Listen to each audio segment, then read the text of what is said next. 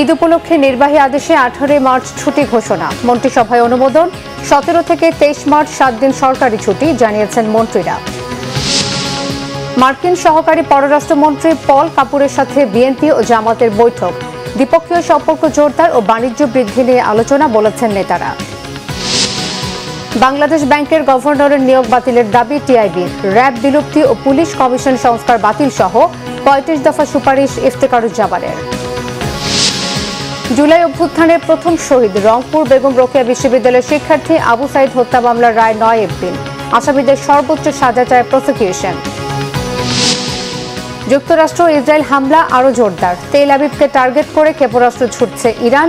যুদ্ধ চালিয়ে যেতে মার্কিন কংগ্রেসের সমর্থন পেলেন ট্রাম্প। দেখছিলেন ক্রাউন সিমেন্ট সংবাদ শিরোনাম, এবারে বিস্তারিত। নির্বাহী আদেশে ঈদের ছুটি 18 মার্চ। সচিবালয়ে প্রধানমন্ত্রী তারেক রহমানের সভাপতিত্বে মন্ত্রিসভায় অনুমোদন দেওয়া হয়েছে। বৈঠকের পর সাংবাদিকদের প্রাথমিক ও গণশিক্ষা প্রতিমন্ত্রী ববি হাজ্জাজ একথা বলেন। এর ফলে চাঁদ দেখা সাপেক্ষে 21 মার্চ পবিত্র ঈদ উল ফিতর হতে পারে।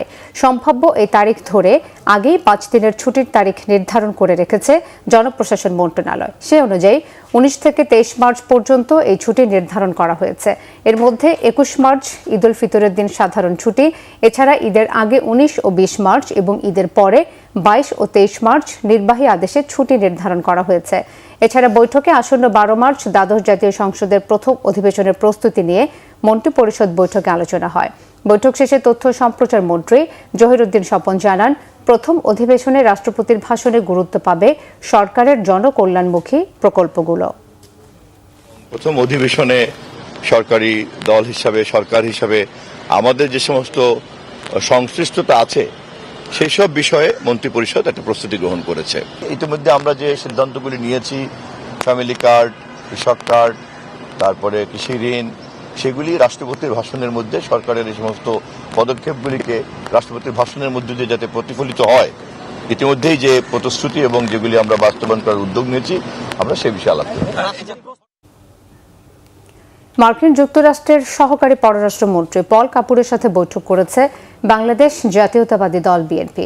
বৃহস্পতিবার সকালে ঢাকায় নিযুক্ত যুক্তরাষ্ট্রের রাষ্ট্রদূতের বাসভবনে দলের স্থায়ী কমিটির সদস্য ডক্টর মঈন খানের নেতৃত্বে বিএনপির 5 সদস্যের প্রতিনিধি দলের এই সাক্ষাৎ অনুষ্ঠিত হয়। সাক্ষাৎ শেষে বেরিয়ে ডক্টর মঈন খান সাংবাদিকদের বলেন, সফররত সহকারী পররাষ্ট্রমন্ত্রীর সাথে আলোচনা হয়েছে দুদেশের জনগণের পারস্পরিক বিষয় নিয়ে। ভবিষ্যৎ সরকারের নিতে বলা বিষয়গুলো নিয়ে আলোচনা হয়েছে বলেও জানান মঈন খান। সেই সাথে বিশ্বের বিভিন্ন ঘটনা প্রবাহ নিয়ে আলোচনা হয়েছে বলেও জানিয়েছেন তিনি। এর আগে একই স্থানে বৈঠক করে নায়েবের আমির ডাক্তার সৈয়দ আবদুল্লাহ মোহাম্মদ তাহেরের নেতৃত্বে জামাতের একটি প্রতিনিধি দল।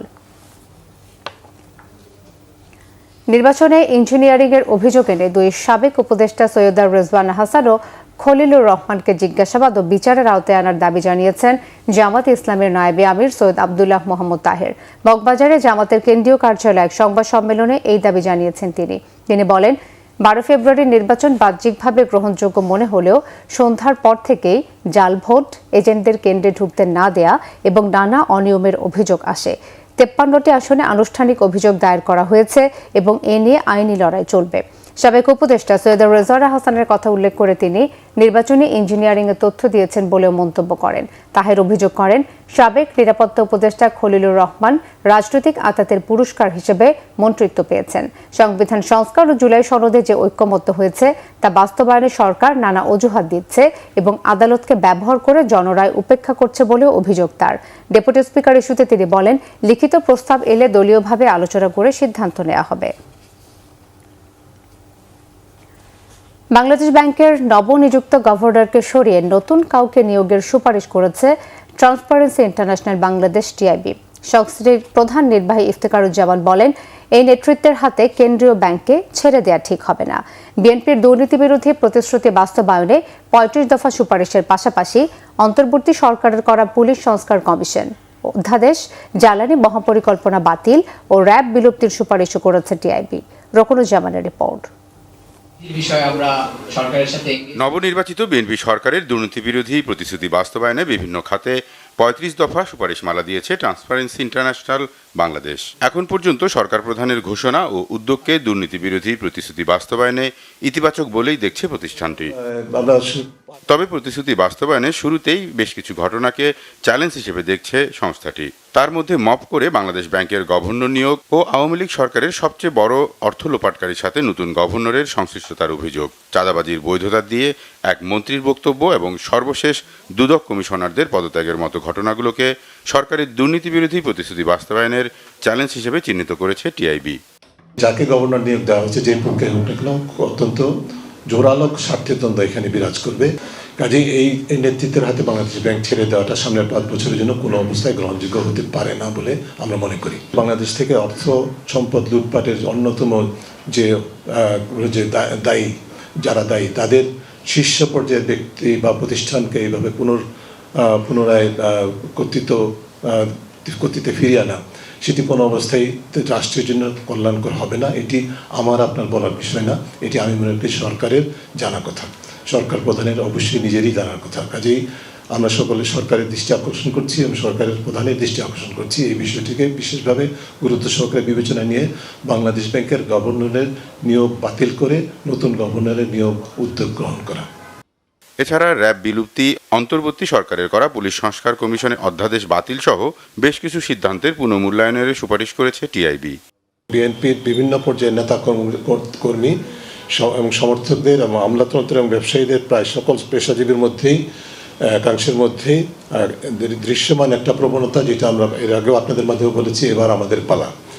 এই যে এবার আমাদের পালা যে সংস্কৃতি, সেটার বিকাশ রোধে, সেটাকে প্রতিহত করার জন্য দলীয় দল ও দলীয় অঙ্গ সংগঠন সহ সকল দলীয় আনুগত্য পুষ্ট সকল ক্ষেত্রে শুদ্ধতার চর্চা নিশ্চিত করতে হবে এবং সেই জন্য দল ও সরকারের শীর্ষ পর্যায় থেকে দুর্নীতির বিরুদ্ধে শূন্য সহনশীলতার দিক নির্দেশনা সহ সর্বোচ্চ গুরুত্ব প্রদান করতে হবে।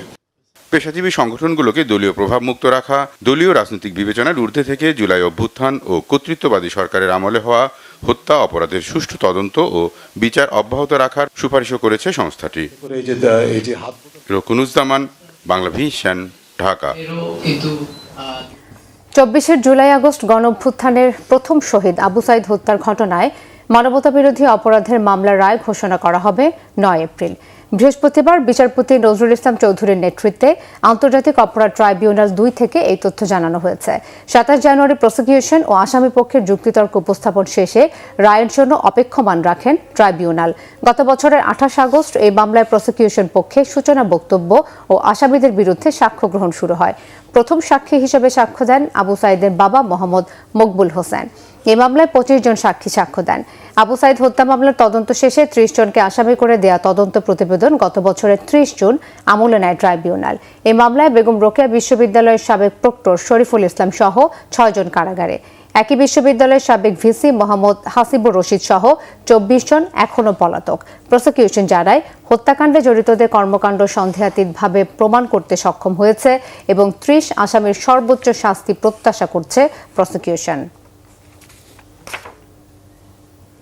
আন্তর্জাতিক, ইরানে টানা 6ষ্ঠ দিনের মতো ব্যাপক আকারে হামলা চালিয়ে যাচ্ছে যুক্তরাষ্ট্র ও ইসরায়েল।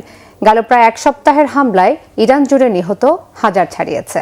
এছাড়া ভারত মহাসাগরে দেশটির একটি জাহাজ ডুবিয়ে দেওয়ার দাবি করেছে যুক্তরাষ্ট্র। ইরানের পাশাপাশি লেবাননেও হামলা চালাচ্ছে মার্কিন ও ইসরায়েলি বাহিনী। মার্কিন ইসরায়েলের যৌথ হামলার জবাবে তেল আবিব ও মধ্যপ্রাচ্যের মার্কিন ঘাঁটিতে ক্ষেপণাস্ত্র হামলা চালিয়ে যাচ্ছে তেহরানও। এমন পরিস্থিতিতে ইরানে হামলা চালিয়ে যেতে মার্কিন সিনেটরের সমর্থনও পেয়েছেন ট্রাম্প। সঞ্জিদা ইসলাম তন্নির ডেস্ক রিপোর্ট। ভোররাতে সেহরির পরপরই ইরানিদের ওপর ইসরায়েল ও যুক্তরাষ্ট্রের মুহুর্মুহু হামলা শুরু হয়। কুর্দিস্তান প্রদেশের সানন্দাজ শহরে একাধিক বিস্ফোরণ হয়েছে। এতে ক্ষতিগ্রস্ত হয়েছে সেখানকার আবাসিক ভবন, পানি ও বিদ্যুৎ সরবরাহ সুবিধা। এছাড়া তেহরানের বিভিন্ন সামরিক অবকাঠামো লক্ষ্য করেও ব্যাপক হামলা চালানোর দাবি করেছে ইসরায়েলি প্রতিরক্ষা বাহিনী আইডিএফ। প্রায় 1 সপ্তাহের হামলায় এরই মধ্যে ইরান জুড়ে নিহতের সংখ্যা সহস্রাধিক। ইরানের সীমানা পেরিয়ে এবার ভারত সাগরে দেশটির একটি জাহাজ ডুবিয়ে দেওয়ার দাবি করেছেন মার্কিন প্রতিরক্ষা মন্ত্রী পিট হেগসেথ। এতে নিহত হয়েছেন অর্ধশতাধিক নাবিক। তেহরানে যৌথ অভিযান অন্তত 4 থেকে 5 সপ্তাহ চলবে বলে আগেই হুঁশিয়ার করেছিলেন মার্কিন প্রেসিডেন্ট ডোনাল্ড ট্রাম্প। এবার হামলা চালিয়ে যেতে সিনেটের অনুমোদনও পেয়েছেন ট্রাম্প। প্রেসিডেন্টের ক্ষমতাকে সীমিত করতে কংগ্রেসে প্রস্তাবিত একটি বিলে যুদ্ধ চালিয়ে যাওয়ার পক্ষে ভোট পড়েছে 53টি, আর 47 সিনেটরের অবস্থান ছিল ট্রাম্পের বিপক্ষে। এদিকে নিজের পক্ষে সাফাইও গিয়েছেন ট্রাম্প, বলেছেন 2 সপ্তাহের মধ্যে ইরানে হামলা না চালালে তেহরানের পারমাণবিক সক্ষমতা বহুগুণ বেড়ে যেত, যা হুমকি হয়ে দাঁড়াতো যুক্তরাষ্ট্রের জন্যও। ইরানের সামরিক অভিযান চালানো অনিবার্য হয়ে পড়েছিল। আমরা প্রথমে অভিযান শুরু না করলে খুব শীঘ্রই ইসরায়েলে হামলা চালাতো ইরান, আমাদের ওপর আঘাত আসতো। সেটা অনেক বড় হুমকি ছিল।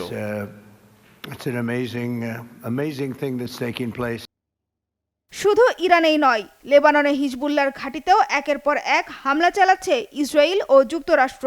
বেইরুতে এক হামলায় বেশ কয়েকজন নিহত হয়েছেন। রাজধানীতে থাকা হিজবুল্লাহ কমান্ড সেন্টার লক্ষ্য করে হামলা চালানোর দাবি ইসরায়েলের। দেশটির দ্বিতীয় বৃহত্তম শহর ত্রিপলির ফিলিস্তিনি শরণার্থী শিবিরগুলোও হামলা থেকে রক্ষা পায়নি। থেমে নেই ইরানও। যুক্তরাষ্ট্র ও ইসরায়েলের যৌথ হামলার জবাবে ইসরায়েল ও মধ্যপ্রাচ্যের মার্কিন সেনাঘাঁটি লক্ষ্য করে ক্ষেপণাস্ত্র হামলা চালিয়ে যাচ্ছে দেশটি। তেল আবিবকে লক্ষ্য করে ইরান থেকে বেশ কিছু ক্ষেপণাস্ত্র ছোড়া হয়েছে বলে দাবি করেছে ইসরায়েলের প্রতিরক্ষা বাহিনী। এদিকে কুয়েতের মোবারক আল কাবির বন্দর থেকে মাত্র 60 কিলোমিটার দূরে আঘাত হেনেছে ইরানি ক্ষেপণাস্ত্র। তেহরান থেকে ছোড়া ক্ষেপণাস্ত্র ভূপাতিতের দাবি করেছে সৌদি আরব। ইরানের প্রেস টিভি জানিয়েছে, প্রতিবেশী ইরাকের কুর্দি অঞ্চলের ইরান বিরোধী বিচ্ছিন্নতাবাদী বাহিনীকে লক্ষ্য করে অভিযান শুরু করেছে তেহরান। এ অবস্থায় মধ্যপ্রাচ্যের বিভিন্ন দেশে ক্ষেপণাস্ত্র হামলা বন্ধে ইরানকে আহ্বান জানিয়েছে কাতার। যুদ্ধ শুরুর পর প্রথমবারের মতো ইরানের পররাষ্ট্রমন্ত্রী আব্বাস আরাকচির সাথে এ বিষয়ে ফোনে কথা বলেছেন কাতারের পররাষ্ট্রমন্ত্রী মোহাম্মদ বিন আব্দুল রহমান আল থানি। সানজিদা ইসলাম তন্নি, বাংলা ভিশন নিউজ ডেস্ক। খুলনার ডাকবাংলো মোড়ে সাবেক পরিবহন শ্রমিক সভাপতি মাসুম বিল্লাহকে হত্যার অভিযোগ স্বীকার করেছে এই ঘটনায় অস্ত্রসহ আটক ব্যক্তিটি। পুলিশ জানায়, ময়নাতদন্ত শেষে লাশ এরই মধ্যে পরিবারের কাছে হস্তান্তর করা হয়েছে। এদিকে গুলি করে পালানোর সময় অশোক ঘোষ নামে যে সন্ত্রাসীকে আটক করা হয়েছে, প্রাথমিক জিজ্ঞাসাবাদে সে ভাড়ায় খুন করার কথা স্বীকার করলেও হত্যাকাণ্ডের কারণ সম্পর্কে কিছুই জানাতে পারেনি। ব্যবসায়িক স্বার্থ সংশ্লিষ্ট বিষয় নিয়ে প্রতিপক্ষ গ্রুপে হত্যাকাণ্ড ঘটিয়েছে বলে প্রাথমিকভাবে ধারণা করছে পুলিশ। হত্যার মোটিভ উদ্ঘাটনে তদন্ত চলছে। নিহত মাসুম বিল্লাহ রূপসা উপজেলার বাগমারা গ্রামের মৃত মিনহাজ উদ্দিন মুন্সির ছেলে। তিনি রূপসা মোটর শ্রমিক ইউনিয়নের সাবেক সভাপতি এবং উপজেলা শ্রমিক দলের আহ্বায়ক ছিলেন।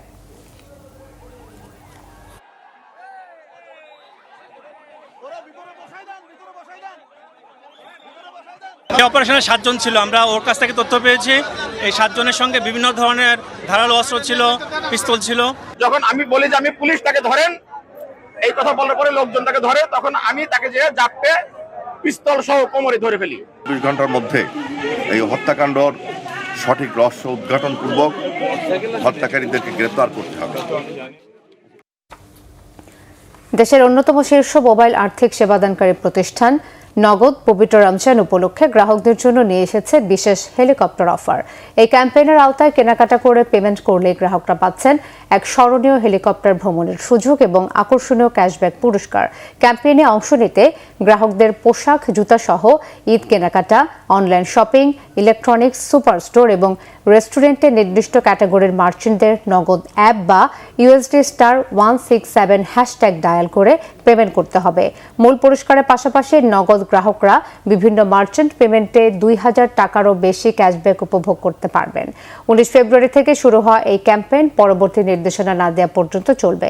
এ প্রসঙ্গে নগদের chief marketing officer Mohammad Imran Haider বলেন, এই ক্যাম্পেইনের মাধ্যমে গ্রাহকদের জন্য এমন একটি আনন্দ উপলক্ষ তৈরি করতে চেষ্টা করেছেন যা তার জীবনের একটি বিশেষ ঘটনা হয়ে থাকবে। আফ্রিকার দেশ কঙ্গোর পূর্বাঞ্চলে খনিতে ভূমিধসে প্রাণ হারিয়েছে 70 শিশুসহ 200 জনেরও বেশি। আহত হয়েছে বেশ কয়েকজন। আহতদের উদ্ধার করে হাসপাতালে পাঠানো হয়েছে। ভারী বৃষ্টিপাতের থেকে সৃষ্ট ভূমিধসের কারণে এই ব্যাপক প্রাণহানি বলে জানিয়েছে দেশটির খনি মন্ত্রণালয়।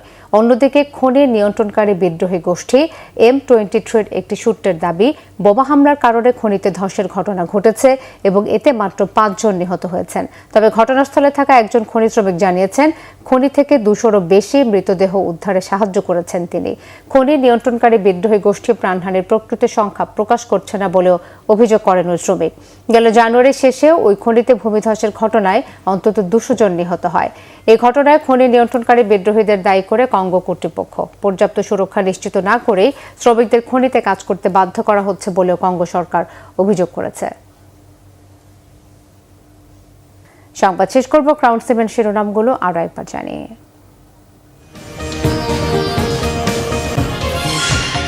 ঈদ উপলক্ষে নির্বাহী আদেশে 18 মার্চ ছুটি ঘোষণা, মন্ত্রিসভায় অনুমোদন। 17 থেকে 23 মার্চ 7 দিন সরকারি ছুটি, জানিয়েছেন মন্ত্রীরা। মার্কিন সহকারী পররাষ্ট্রমন্ত্রী পল কাপুরের সাথে বিএনপি ও জামাতের বৈঠক, দ্বিপক্ষীয় সম্পর্ক জোরদার ও বাণিজ্য বৃদ্ধি নিয়ে আলোচনা, বলেছেন নেতারা। বাংলাদেশ ব্যাংকের গভর্নরের নিয়োগ বাতিলের দাবি টিআইবির। র্যাব বিলুপ্তি ও পুলিশ কমিশন সংস্কার বাতিল সহ 35 দফা সুপারিশ ইফতেখারুজ্জামানের। জুলাই অভ্যুত্থানে প্রথম শহীদ রংপুর বেগম রোকেয়া বিশ্ববিদ্যালয়ের শিক্ষার্থী আবু সাইদ হত্যা মামলার রায় 9 এপ্রিল, আসামিদের সর্বোচ্চ সাজা চায় প্রসিকিউশন। যুক্তরাষ্ট্র ইসরায়েল হামলা আরও জোরদার, তেল আবিবকে টার্গেট করে ক্ষেপণাস্ত্র ছুড়ছে ইরান, যুদ্ধ চালিয়ে যেতে মার্কিন কংগ্রেসের সমর্থন পেলেন ট্রাম্প। এই ছিল এখনকার মতো, পরের সংবাদ বিকেল 4টায়, এর আগে 3টায় রয়েছে নিউজ টপ 10 দেখার আমন্ত্রণ রইল। এছাড়া বাংলা ভিশন সংবাদ ও সংবাদ সংশ্লিষ্ট অনুষ্ঠান দেখতে ভিজিট করুন www.bvnews24.com ও facebook.com/banglavisionnews এবং সাবস্ক্রাইব করুন youtube.com/banglavisionnews।